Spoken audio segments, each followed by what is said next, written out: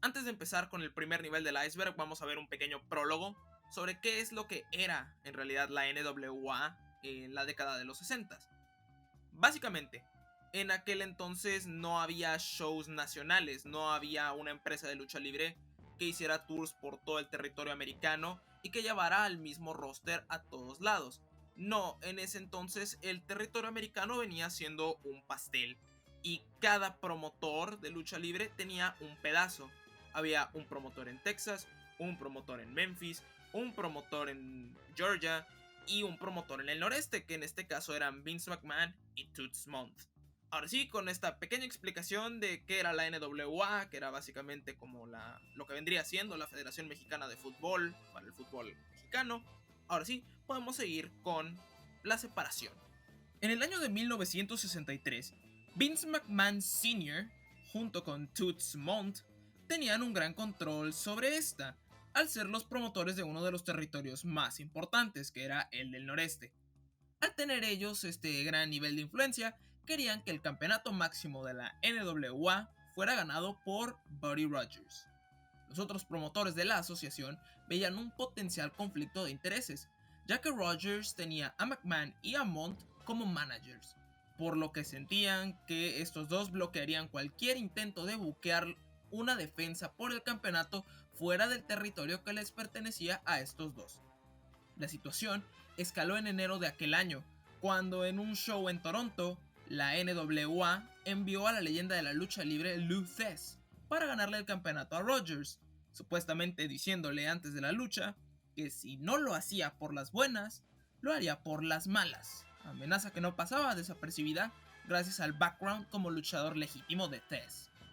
Rogers accedió a perder el campeonato, algo que McMahon y Montt no reconocieron como un cambio de campeonato legítimo, siguiendo llamando a Rogers como el campeón del mundo adentro de su territorio.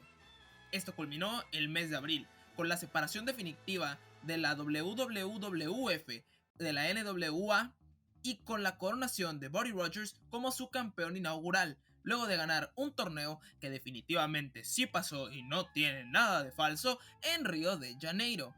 Años después y tras la salida de Montt de la empresa, la WWF en ese entonces se volvió a unir con la NWA en 1971, aunque no todos serían rosas por mucho tiempo.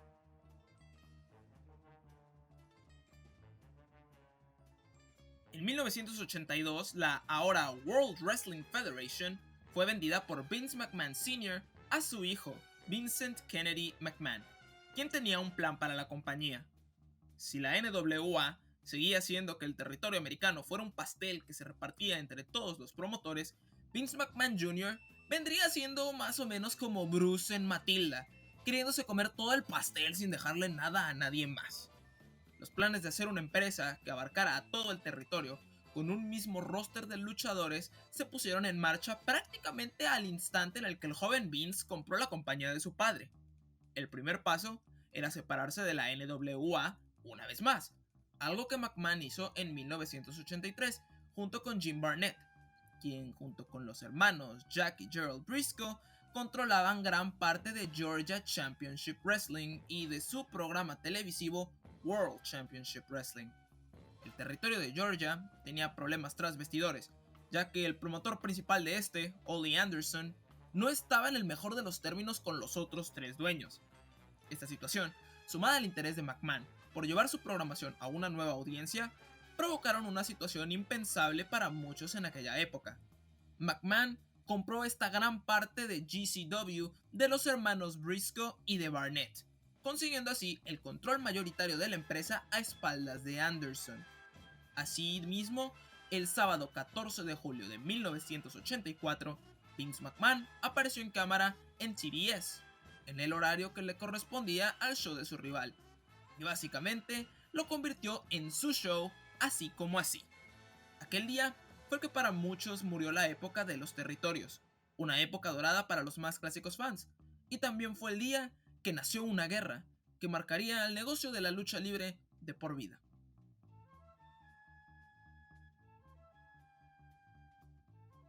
La WWF en TBS no fue el éxito esperado, ya que Georgia Championship Wrestling tenía un público extremadamente leal al cual no le interesaba para nada el producto que ofrecía McMahon.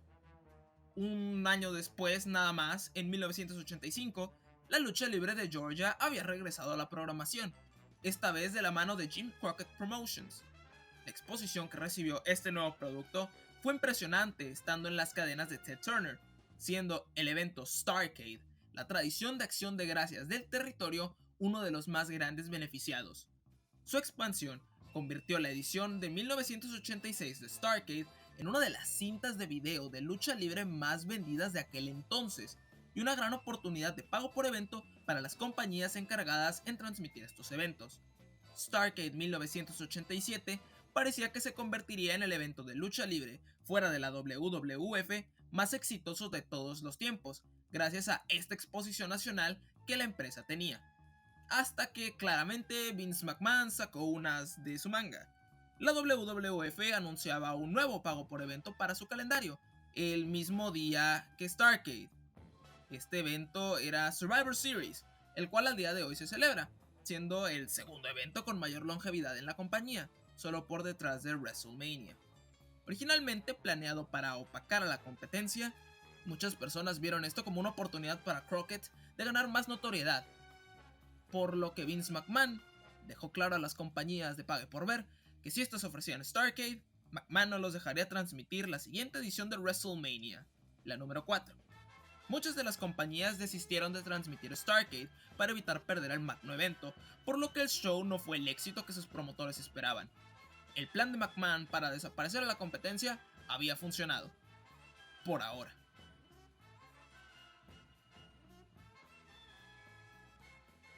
Jim Crockett Promotions se encontraba en una crisis económica, luego del fracaso de Starrcade 87.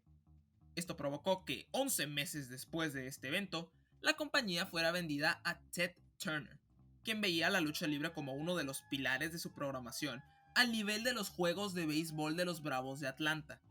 Con la compañía en manos de Turner, la ahora rebautizada como World Championship Wrestling, inspirada en los programas que se transmitían en la TBS, tenía una inyección de dinero enorme, a la cual Vince McMahon no se podía ni siquiera acercar. Esto causó que a lo largo de los años siguientes comenzaran las defecciones de un bando hacia otro, comenzando por quienes fueran las dos principales caras de la WWF en la década de los 80s, Hulk Hogan y Randy Savage, quienes firmaron con la WCW con contratos enormes financieramente, ligeros en cuanto a fechas que tendrían que trabajar y completamente garantizados, algo que la WWF no solía hacer en ese entonces. Así pasaron muchos luchadores, pero ninguno causó más impacto que la defección simultánea de los Outsiders, Kevin Nash y Scott Hall. Dos pilares de la nueva generación de superestrellas en la WWF habían abandonado a la empresa, que hasta entonces era la mainstream, por WCW, inmediatamente comenzando una invasión, en la cual se asumía que Hall y Nash aún eran trabajadores de la empresa de McMahon en la programación de WCW. La historia generó niveles de interés extraorbitantes de fanáticos y también de los abogados de la WWF, quienes obligaron a WCW a aclarar que Nash y Hall ya no eran empleados suyos. Aún así, la historia no perdió interés. Al contrario, se hizo más popular que nunca, al revelarse que el tercer hombre que acompañaría a Nash y a Hall en esta invasión era nada más y nada menos que Hulk Hogan, quien se convertía en rudo por primera vez en más de una década.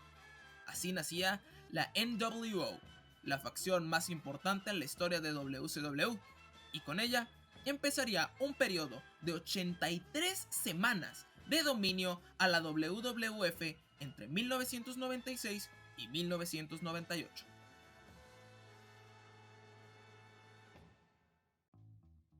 En 1997, como antes habíamos mencionado, la WWF había tenido un ligero cambio de actitud que la revitalizó por completo. Este cambio propició que en 1998, con ayuda de la legendaria historia entre el campeón Stone Cold Steve Austin y el mismo Vince McMahon, quien se había vuelto un personaje recurrente en televisión, la empresa terminara con el dominio de WCW en los ratings televisivos de casi 2 años. El resto de 1998 fue un toma y daca en los ratings, teniendo ambas empresas diversas victorias. aunque el producto de WCW comenzaba a mostrar grietas, y el de la WWF lucía más sólido. Llegamos a una fecha clave en la Guerra de los Lunes por la Noche, la del 4 de enero de 1999. Aquella noche, la WWF transmitiría un programa grabado de Monday Night Raw, días antes, estelarizado por un evento estelar entre el campeón The Rock y Mankind, con el campeonato máximo de la empresa en juego. WCW no se quedaba atrás, presentándose en vivo desde el Georgia Dome, con la promesa de la revancha del evento estelar del Starrcade de unas semanas previas, entre el campeón Kevin Nash y su retador Goldberg. La pelea de WCW fue cambiada, gracias al regreso de Hulk Hogan, quien ahora pasaría a retar al campeón Nash, gracias a una historia algo extraña en la que Goldberg estaba detenido por denuncias de acoso de Miss Elizabeth, cosas de WCW. En medio del show, el comentarista Tony Schiavone soltó una frase queriendo spoilear el show grabado de la WWF, que para muchos sentenció la Guerra de los Lunes por la Noche. If you're even thinking about changing the channel to our competition, fans do not, because we understand that Mick Foley, who wrestled here one time as Cactus Jack, is going to win their world title. Gonna put some butts in the seat. Yeah. Luego de decir eso, 600,000 personas cambiaron de Nitro a Raw para ver a Mankind, aún recordado con cariño por gran sector de la fanaticada de WCW, ganar el campeonato mundial por primera vez en su carrera. Acabando ese show, esos fanáticos regresaron a ver Nitro, en donde las personas, emocionadas por ver a Nash y a Hogan, vieron esto. Sin más que decir, Nitro no volvió a ganar en los ratings en el resto de la guerra.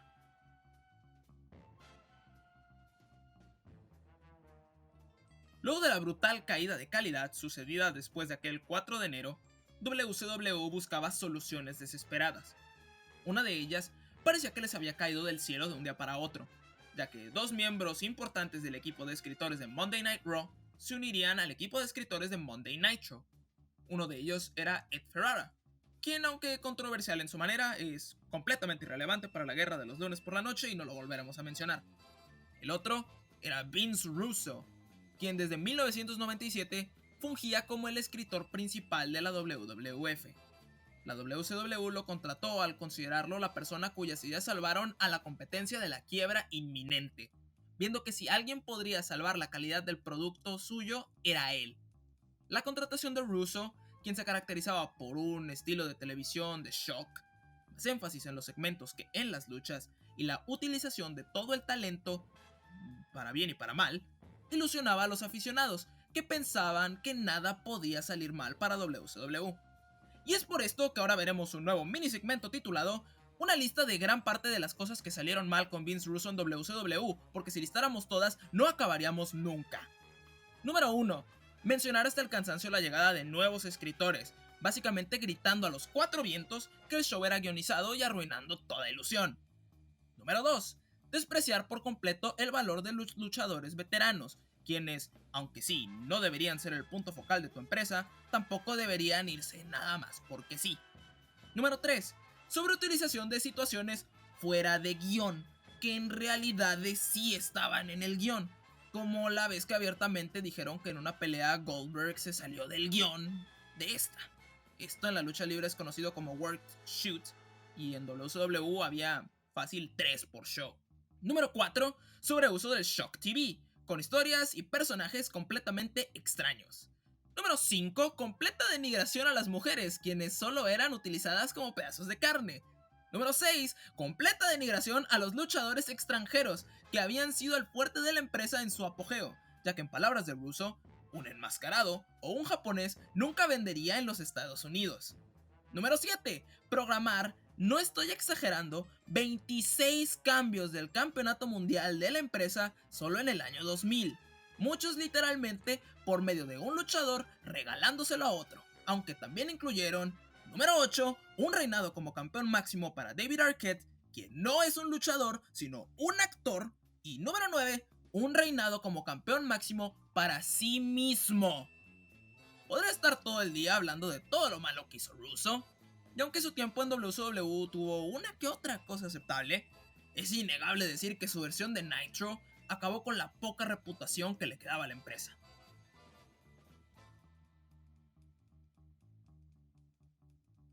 Vince Russo dejó a WCW a finales del año 2000, luego de una situación con Hulk Hogan que terminó en demandas legales que sí eran 100% reales, y aunque se veía un intento genuino de parte de la compañía por mejorar, el intento llegó muy tarde. A principios de 2001 fue anunciado que Eric Bischoff, quien vendría a ser el equivalente a Vince McMahon en WCW, había encontrado el financiamiento para comprar la empresa. La compra fue anunciada antes de su finalización, y esta se terminó cayendo por completo por un motivo bastante grande. En aquel tiempo, Time Warner, empresa matriz de WCW, se estaba fusionando con AOL, algo que dejaría a Ted Turner, principal razón por la cual WCW se mantenía en la televisión en primer lugar, fuera del poder en su propia compañía. Esto llevó a la inmediata cancelación del programa WCW Nitro y del programa WCW Thunder, y que la empresa se devaluara por completo prácticamente. Esto provocó que solo existiera un solo interesado en comprar la compañía: Vince McMahon, quien compró a su competencia por $4 millones únicamente, venta que incluía algunos contratos, la videoteca completa de la compañía y las propiedades intelectuales. WCW había muerto, pero tenían un último programa, el 26 de marzo de 2001 desde Panama City, Florida. Este programa abrió con Vince McMahon desde Cleveland en la transmisión de Raw, anunciando la compra de la empresa. En el medio tuvo peleas por todos los campeonatos de la compañía, el despido también legítimo de Jeff Jarrett y, a petición de McMahon mismo, una pelea entre Ric Flair y Sting, dos íconos de WCW. El show cerró con una histórica transmisión en simultáneo que terminó convirtiéndose en una historia para la programación de la WWF.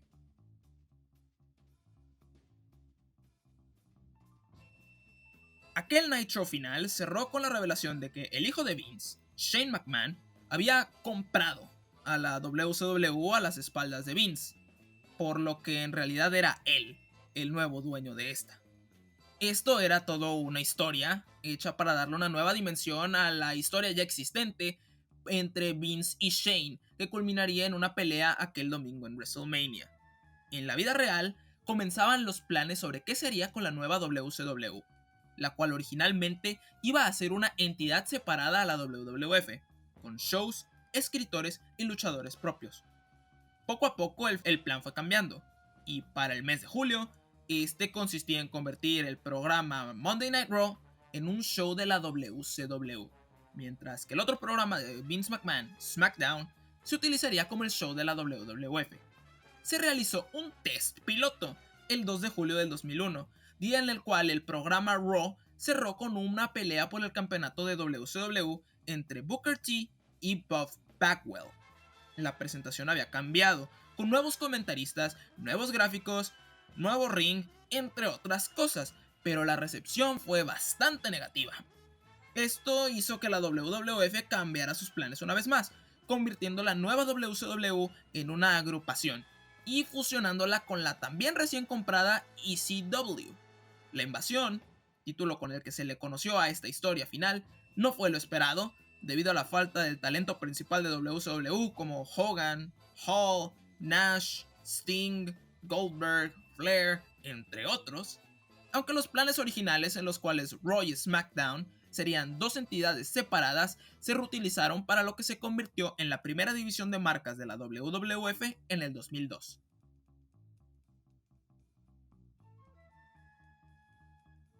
Terminando la guerra de los lunes por la noche, y con la ahora WWE, prácticamente como la única empresa de lucha libre con reconocimiento en los Estados Unidos, la empresa tenía que encontrar nuevos estilos de programación. Y uno de los experimentos que hubo en este periodo de tiempo fue el programa WWE Confidential. La WWE siempre se ha caracterizado por tener programas de resumen tanto para los americanos como para otros mercados. Aquí en México, por ejemplo, tenemos a Jimena Sánchez derrochando conocimiento de lucha libre puro todos los sábados. Pero en el 2002 la WWE quiso experimentar con un programa que viera más allá del ring y más allá de los guiones. dándole un vistazo a ese lado de la lucha libre que, al menos en el 2002, no era tan común de verse. Highlights del show incluyen la primera admisión de Shawn Michaels de saber lo que pasaría el día del Montreal Screwjob, un reportaje extenso sobre la salida de Stone Cold de la compañía en 2002, e incluso reportajes más fuertes como el de la muerte de la ex-manager Miss Elizabeth. WWE Confidential era una especie de precursor a este video que están viendo en este momento, una especie de iceberg oficial, y aunque fue recibido de buena manera, solo duró al aire poco menos de 2 años.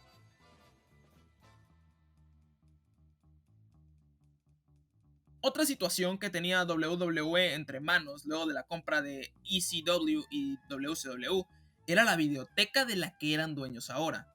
No solamente tenían los derechos sobre sus propias cintas, pero también ahora tenían las de 2 empresas con años de historia reconocida. La WWE tenía que encontrar la manera de aprovechar esto, y lo hicieron en el 2004 con WWE 24/7 On Demand. Se trata de un canal de paga en diversos servicios de televisión por cable, en el cual podías ver diferentes contenidos de todas las empresas cuyos videos pertenecieran a la WWE divididos en diversos bloques de programación.